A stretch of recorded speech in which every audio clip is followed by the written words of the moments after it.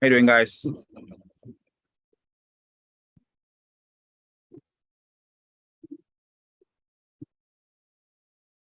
Sorry about the lighting. I'm currently in my bus. I need to fix up because there's a bunch of light coming from this ceiling light. So yeah, like I was telling you guys, sorry for being late. I did go see that house that I was telling you on the group. It's basically a sub 2 wrap that we're gonna get it done. Hopefully by next Friday, I should have it locked up and ready.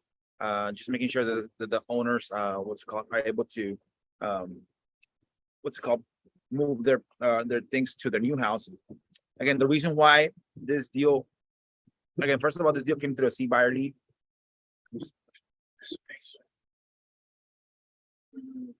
There we go.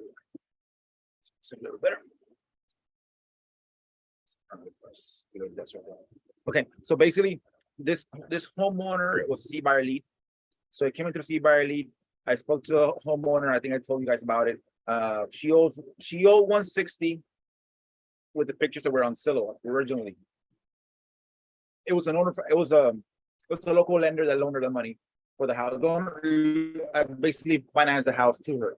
So then once she got the property, she fixed it up more. She put like 20K into it, which it looks real super nice. Let me see if I can show it to you. And it's kind of blurry.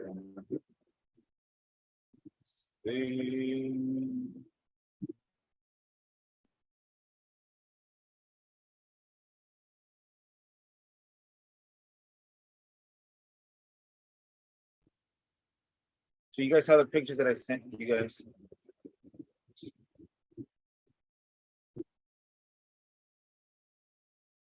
So that's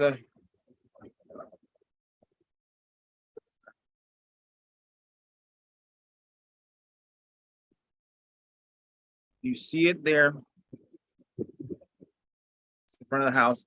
See, those are the solar panels I was telling you about. She borrowed $60,000 for those solar panels. The company told her that she was going to be able to reduce her monthly light payment to zero, so she can compensate it with the $200 that she was paying for the solar panels. But it ended up being that they didn't, because it was a brand. That house had no history with a family of 5. So as far as the consumption, so when they got it in, she actually spends $200 for the solar panels and like 150 to $200 more for light from the regular light. So it again, basically she was misled. So she put the solar panel. She was able to negotiate with. I told her 2 things you can do: either go straight with an attorney and try to mitigate so they can take the solar panels back because they misled you, or 2, she was able to negotiate directly to the company that if she does move to a new property, she can take those solar panels, which is good for us. So there you go. Again, she did this real nice to that back of the house. She has like a little look, you see that's like a little, like a bar area, a big ass TV right there. The bar area from an angle. She did that on top. You see this on top of it. I don't know what that's for, but it looks nice. That's another seating area. So this is where the bar's at, and this is like another seating area. This tile fell off the wall.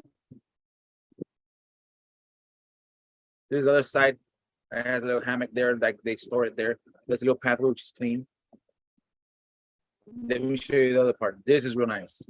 So on the other edge, it has like a little hot tub, a couple of things. It has a mini split.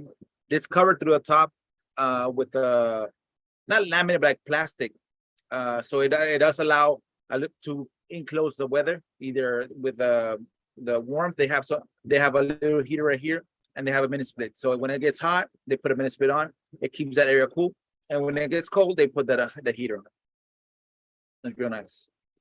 Like these are totally different from the pictures that were online. They have an outside toilet, which is good. Not a full bath in the toilet.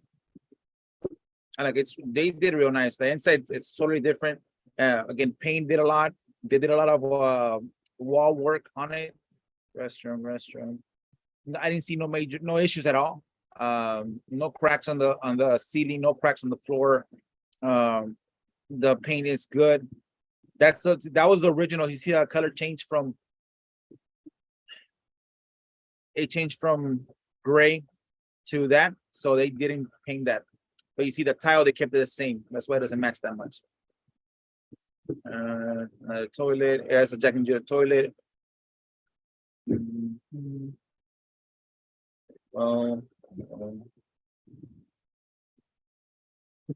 Restroom, toilet, shower.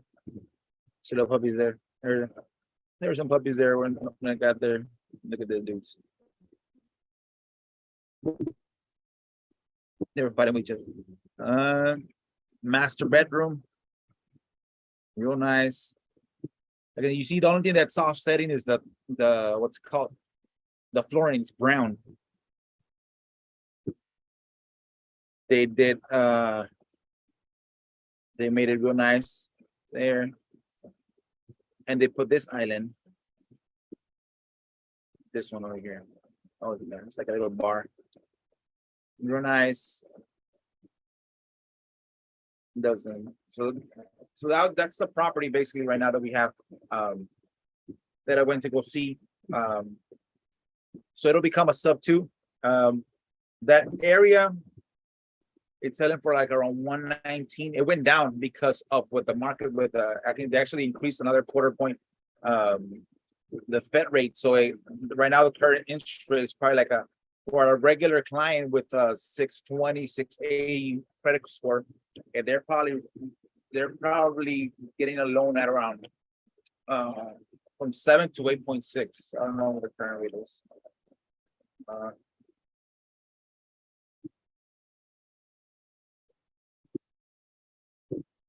Let me see. Damn. So let me show it to you. So when you wanna, in our area, nobody gives the what's it called? 20% out. And in our area, our rates, our credit scores are pretty low. So there you go. So you see 8.114 for a 30-year fix with a 5% down, 620 to 640 credit score, which is average. Let me see. Actually, it's a 200K home. So it's compared to a 2.6 of mid last year, early mid last year. That it went up like crazy. So that's why the rates, the value, the houses are staying in the market for more longer time. So that means it's bringing the price down. That's what inflation does. And when the rate, the Fed joins it and increases the rate, is that they want to stop the consumption to bring the prices down, to bring the inflation down. So that's what happened. I told her, like, this house last year, you could have sold it for almost 300K retail. That means a bank comes in and you don't hold the note. You just go retail with the bank and it gets closed, right? Now this one, there's 3 houses there. One's been sitting for 270 days. One's been sitting for 170 days, and one's been sitting for almost like 400 days. So I mean, it's a full year, and nobody has been able to qualify for this loan for this house. Similar houses, it's a gated subdivision, so it's a similar house. Now, with that being said, that lady doesn't want to stay any longer there. I told her you can list it probably for 229. That's around 105, 110 a square foot. But you still got to compete with those houses that are currently listed. They have the new tile. They have again, they're empty, so people don't get cluttered because their house is super cluttered with stuff. So it does affect them when people go see it. Like you can list it for 229. You might get an offer at 210.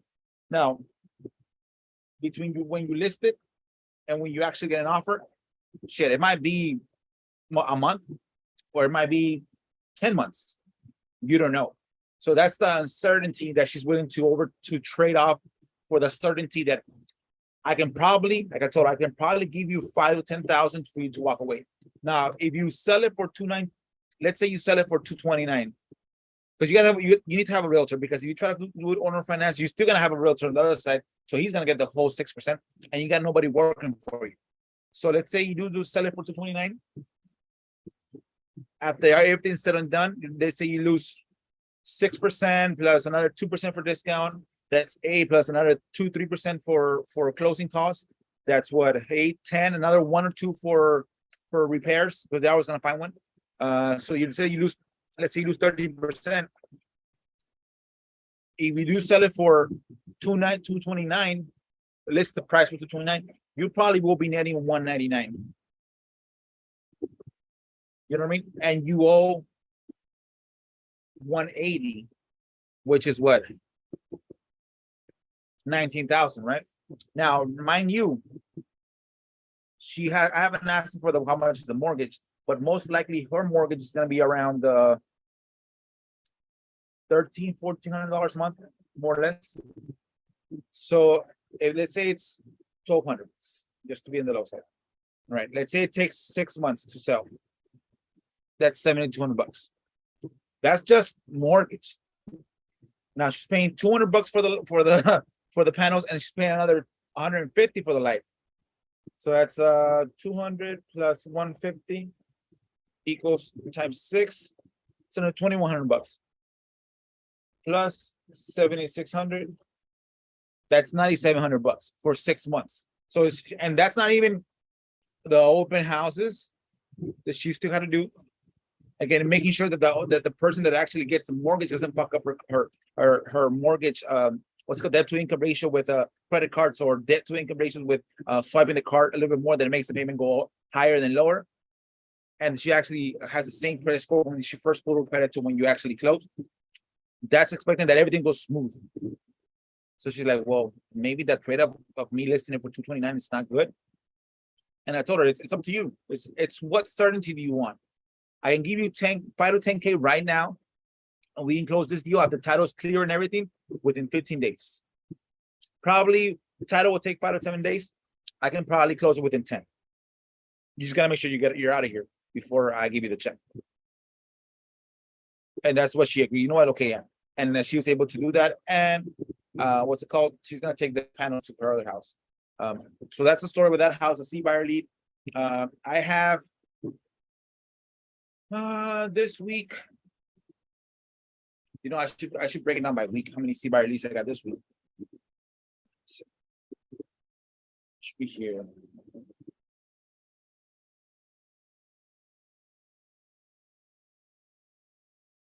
So yesterday I got 1, 2, 3, 4, 5, 6 buyers at 6.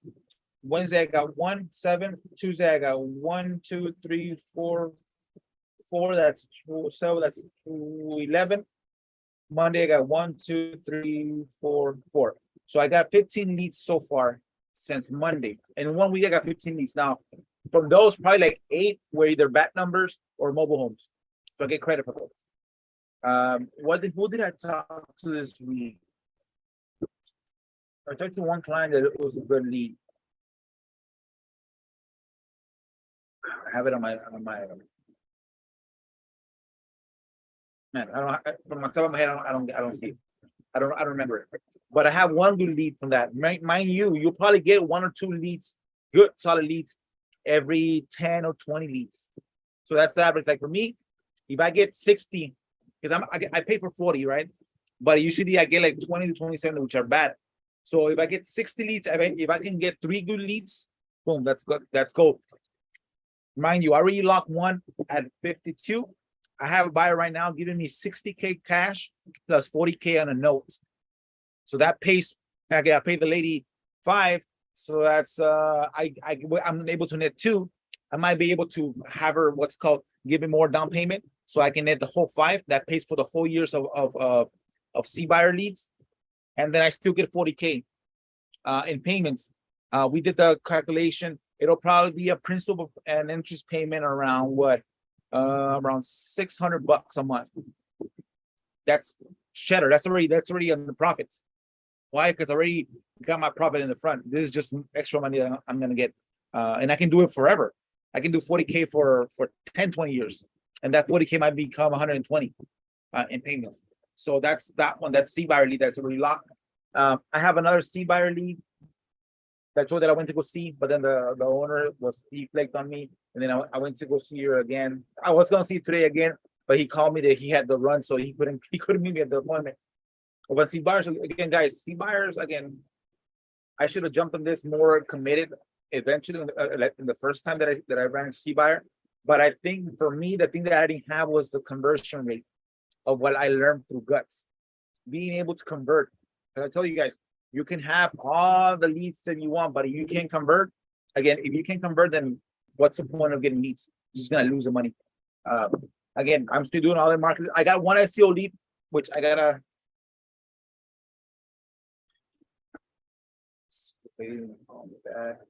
Google Voice came through an SEO Google Voice.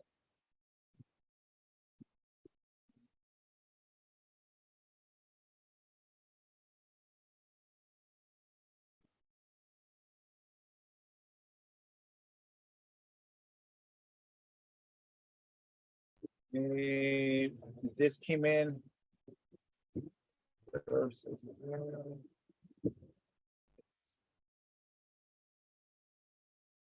There we go. All right.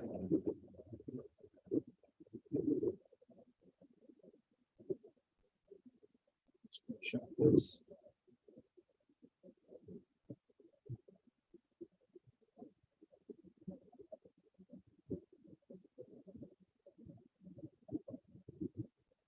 So I don't know if you guys see that. Ben, it's a call SEO. It shouldn't be a bandit, it's an SEO. She called my bandit my SEO from a location that I have from my Google Voice number. Because remember, I have bandits. I have one thing that I learned is that if you do use the same number for your Google what's called your SEO GMBs, if they cancel one, they'll cancel all of them because it's attached to the number. So this is a Google Voice number that is attached to one of my GMBs. She called me. She said she has a property on Sunny Drive. She's gonna send me pictures because she said I offer her right now as this. It's 1,500 square feet. This house is probably worth as is 149. I told her based on how it is as a 3-2, I can probably go from 70 to 80 cash.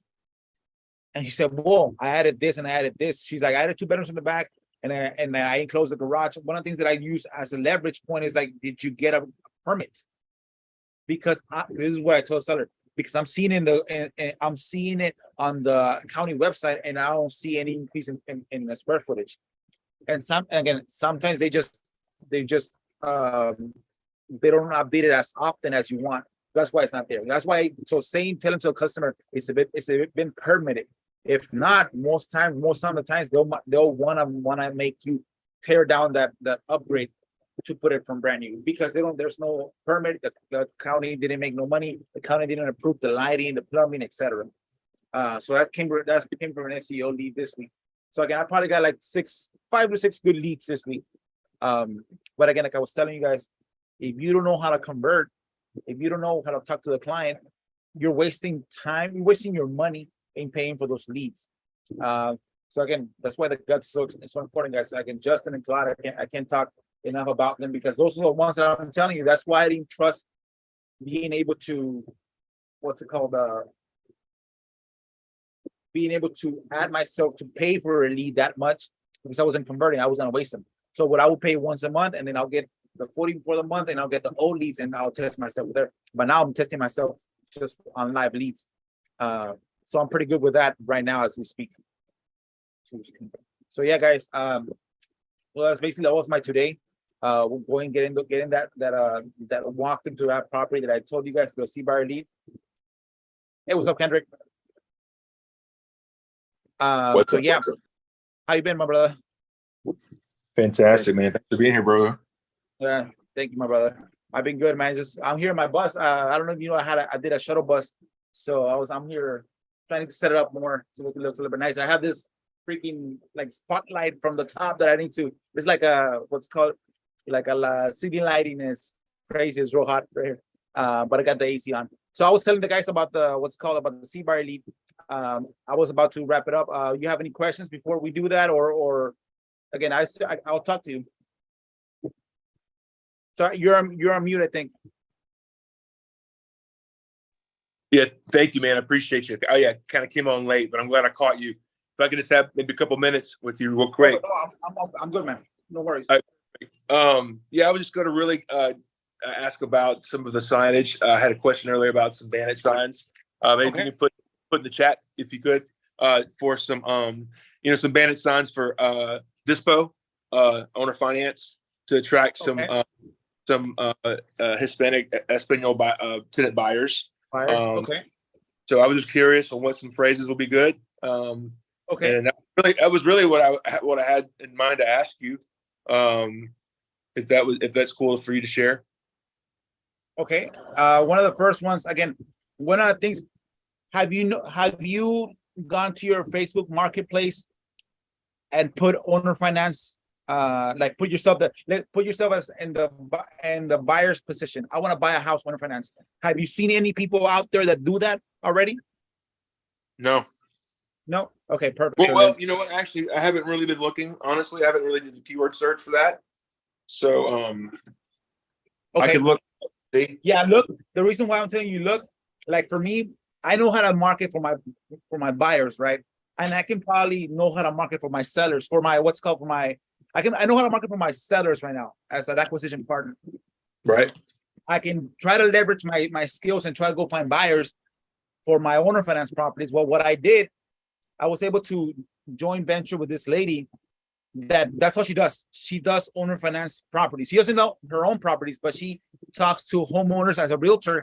She's not a realtor, but like a realtor, and she finds people, buyers. Right. That's smart. That's why I leverage that to her. You know what? I'm willing to pay you $5,000. Just find me, and she's quick. Like this buyer, this property. She texted me. She already has a buyer for it. That's perfect. Yeah, that's smart. I was actually thinking about even finding someone that's an RMLO type that speaks Spanish that can help me as well. So that's a great idea to leverage that. Yeah. Okay. Fair enough. Yeah, that's perfect. Yeah. I put a couple of things on the chat. Dueño means from owner to owner. Okay. Okay. Financing available, which is the second one. Financiamiento disponible. We can do that. That's basically the main things. What I'll put is like owner to owner, and I put a 3-2, and then the area 3-2 owner. Perfect. Okay. And then you can put the phone number, and then people will call you. That and this when you put financing available, people say, okay, shit, I'll call for financing available. Now you have people that can answer those calls. I will. My español muy poquito. You can always do through text. One of the good thing about Google, what's called Google Translate, you can talk to it and it'll translate, and you can just copy and paste it. Oh wow, that's cool. Yeah. So that's why I talk about, like, my mom doesn't know English, right? So when she gets letters from the city or whatever, I have her do that Google Translate. She takes a picture of it and it translates into Spanish. Awesome. So that Google Translate is pretty good. Okay. Those two main phrases, dueño, and you put the house, and then financing available, and you put the house. Those will open up attraction. That's what this lady does. That's her, basically her main bread and butter is to find owner finance buyers that can have 30 to 35K down. Okay. Yeah. That I look for. So seek out those ones that are already kind of doing that and leverage that, and that's smart. Yeah, leverage that, because it will take you off your main ROI, which is getting properties, to find a buyer, because it is hectic. Yeah, for sure. I'd rather spend time getting the deals, wrapped up, and then helping. Yeah, have her do the legwork.